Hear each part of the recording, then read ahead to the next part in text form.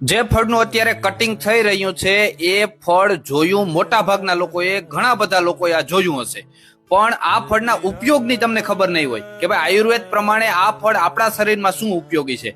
આજે મારે તમને એ વાત કરવી છે. પહેલી વાત ઈ કે આ ફળના હું તમને નામ કહી દઉં છું.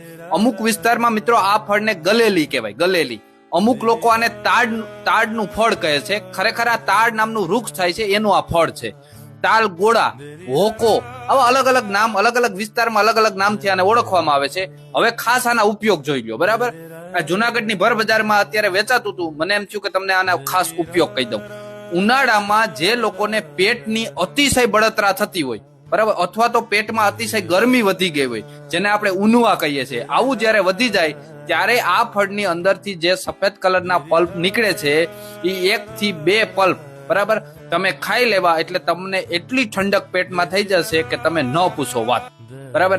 આવો આનો અદ્ભુત ફાયદો છે. બીજો ઉપયોગ કેતા પહેલા એક વિનંતી છે મિત્રો, વિડીયો પસંદ આવે તો એક લાઈક જરૂર કરજો, ખૂબ પ્રેરણા મળે છે તમારી એક લાઈક થી. અને હા, હવે બીજો ઉપયોગ એવો છે કે જો કોઈને એસિડિટી, બહુ વારંવાર એસિડિટી થતી હોય ઉનાળામાં, તો એ લોકો પણ આ પલ્પનો ઉપયોગ કરજો. એને એસિડિટીમાં અદ્ભુત એટલે અદ્ભુત ફાયદો થાય છે, બરાબર. એટલે તમે જે લોકોએ આ ખાસ ફળનો ઉપયોગ કર્યો હોય, જેને જેને ખાધું એને ખાસ કોમેન્ટ કરજો કે તમને કેવું લાગ્યું, કેવો સ્વાદ લાગ્યો, બરાબર. ખૂબ ખૂબ આભાર મિત્રો.